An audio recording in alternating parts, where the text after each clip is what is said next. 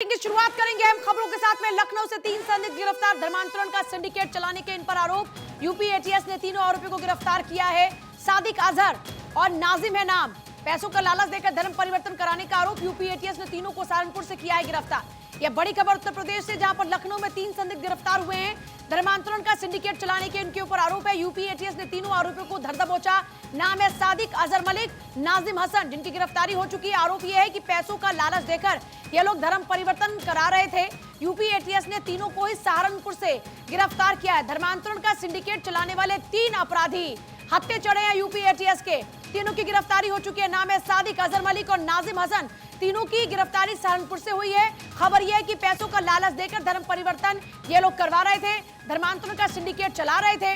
पैसा देकर, लालच देकर ये लोग धर्मांतरण करा रहे थे। बड़ी खबर इस वक्त, धर्मांतरण का सिंडिकेट चलाने वाले 3 अपराधी गिरफ्तार हुए। यूपी एटीएस के हाथ लगी बड़ी कामयाबी। देखिए, उत्तर प्रदेश में पिछले कुछ दिनों में ऐसे कई मामले सामने आए जिनमें धर्म परिवर्तन कराया जा रहा था अलग अलग तरीके से। गाजियाबाद का आपको मामला याद होगा, जहां पर गेमिंग के जरिए जो युवा हैं उनका धर्म परिवर्तन कराने की कोशिशें की जा रही थी। और इस बीच खबर यह है कि धर्मांतरण का सिंडिकेट चलाने वाले ये 3 अपराधी यूपी एटीएस के हत्थे चढ़े हैं।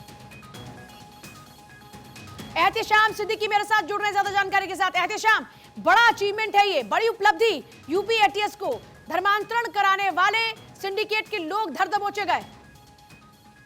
जी हाँ, देखिए, उत्तर प्रदेश में एटीएस लगातार सक्रिय है और उत्तर प्रदेश में जो लोग धर्मांतरण का मुहिम चला रहे हैं उनके खिलाफ लगातार नजर रखी जा रही है। इसमें एक मुहिम के तहत कुछ इनपुट्स मिले थे, जिसके तहत एटीएस ने 3 लोगों को सहारनपुर से गिरफ्तार किया। उनसे पूछताछ की जा रही है और ये देखने की कोशिश की जा रही है कि इसके पीछे मास्टरमाइंड कौन लोग हैं, क्योंकि उत्तर प्रदेश में तमाम तरह के लोग रहते हैं और खासतौर से जो निचले तबके के लोग होते हैं, जो गरीब लोग होते हैं, उनको पैसे का लालच देकर इस तरह के लोग इस तरह की मुहिम चलाते हैं और इनको बाकायदा विदेशों से फंडिंग होती है। विदेशों से ये धन मंगाते हैं और धन इसलिए मंगाते हैं ताकि किसी धर्म का वो प्रचार प्रसार कर सके।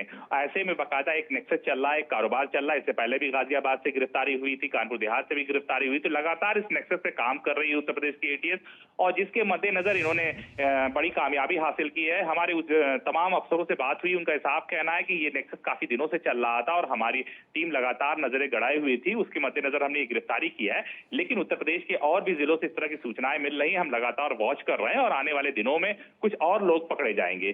जी अच्छा, ये जो पूरा सिंडिकेट काम कर रहा था, जाहिर सी बात है इनके साथ साथ कई और लोग भी कनेक्टेड होंगे। क्या उत्तर प्रदेश के सहारनपुर में ही सिर्फ ये सिंडिकेट काम कर रहा है या फिर इनके जो और भी लोग हैं वो सर्कुलेट हो चुके हैं पूरे उत्तर प्रदेश में? देखिए, पूरे उत्तर प्रदेश क्या, पूरे देश भर में बाकायदा ये नेटवर्क चला रहे हैं और खास तौर से उत्तर प्रदेश की बात करें तो उत्तर प्रदेश के विभिन्न जिलों में इन्होंने अपने एक सदस्य बना रखे हैं। उनको बाकायदा वो पैसे भेजते हैं और इनके पास जो मूल रूप से फंडिंग होती है वो विदेश से होती है।